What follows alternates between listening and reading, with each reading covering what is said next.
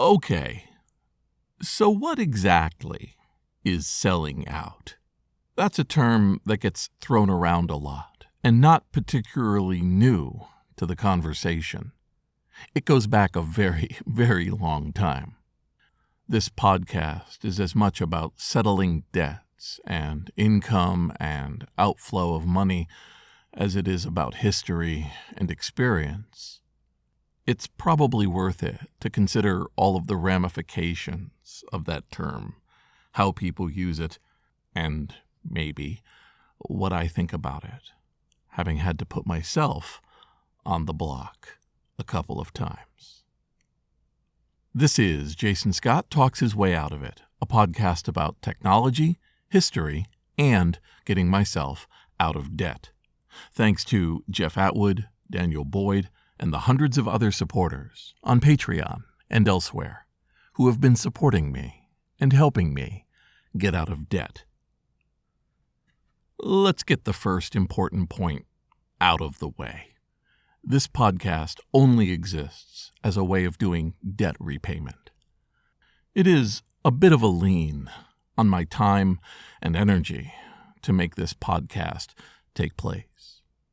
I've optimized it as much as I could over the last 6 years. It's definitely been an adventure to learn how to do something regularly.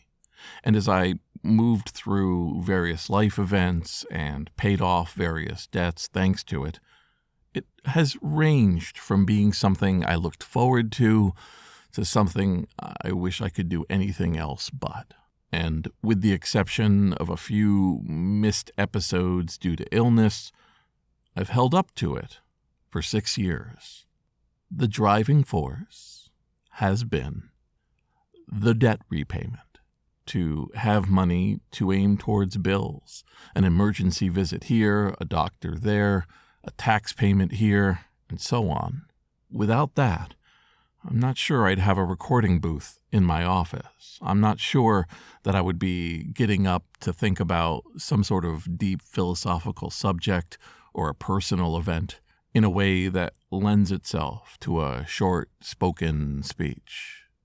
I'd probably do the occasional weblog entry talking about a subject, or maybe I'd give a presentation at a convention. I'm not sure we'd be veering in on 300 episodes of a podcast. So let's put that on the block. Is that selling out? I've always made sure that the subjects I speak about are honest, represent actual things that happened in my life, or actual opinions that I have, and they've not been re-engineered, extruded from other places or from other opinions into my own.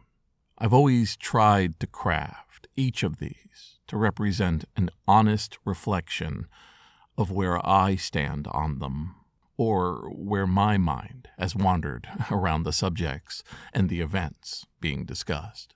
Any one of these episodes, with a little bit of tuning, could have been presented at a conference or live on a stream, and I would have stood behind them. I wouldn't have sounded like somebody else. This is me. So whether or not selling out constitutes any sort of payment for the work you do versus doing work you would never do, to me that's the fundamental spine of the argument. I've never changed the content of what I'm speaking about to suit an advertiser or in some sort of payment scheme where extra money came in because I dropped knowledge about something. If I've mentioned a product, I bought the product. If I've mentioned a person's work, I admire it. And if I mention things about the Internet Archive, there's not going to be a bonus in my paycheck. These are simply things I wanted to speak about. In all of this, I feel incredibly blessed, incredibly lucky that I was given this opportunity to speak like this, that I wasn't up against a wall where somebody said they would give me this amount of money if I simply talked about this or aimed my subjects in a certain direction. Other people may not be so lucky. They find themselves in a position where they have responsibilities, families, other people who are dependent on their ability to provide income, to provide funding, to provide some sort of support. And these sort of products, because even a podcast made from an honest place is a product, will represent for them a fundamental stream of survival. It's hard for me to look at something like that and show disdain because they have an advertiser or go with a platform that sells access to their works. A creator who spends months forging and putting together essays and narratives and short documentaries needs some means of support behind it, directly or indirectly, to enjoy those and then be unimpressed that it required them to make some sort of deal, some sort of process of payment, is to me pretty disingenuous. But there's a line that could be crossed, an idea, a word, a sentence that shouldn't have been in the final work, or, even more troubling, should have been there. We end up understanding how fast corruption can take place. Learning that some area of discussion is off limits, even when it would be the most logical thing for you to cover them, is, to me, the steps into selling out. You are doing things and saying things that you would never do or say, except for the fact that it's being funded. But that definition falls apart pretty quickly, too. Almost every job is that. Nobody stands behind a counter and takes a barrage of customer service nightmares because it's what they want to do. They're doing it towards a paycheck. They're doing it to help provide for themselves and for their families. So it's not so easy to say that. But maybe a person will be doing something that is not just something they wouldn't do, but something they would never do, something they could not honestly see themselves ever doing. Maybe that's the line. Maybe when you know that something is an unethical project or a product, or is part of a con job, a simple way of telling people something is worth 10 times more than it really is, and you are only doing it because there's a payday waiting at the other end, maybe even a kickback, depending on the percentage of people you help fool. Well, now we're deeply into selling out territory. Now you've gone past the light of ethics and honesty. You've moved far past the glowing line into the darkness of doing things that make you part of the crime. I hope not too many people take issue with that definition. But it's always sticky.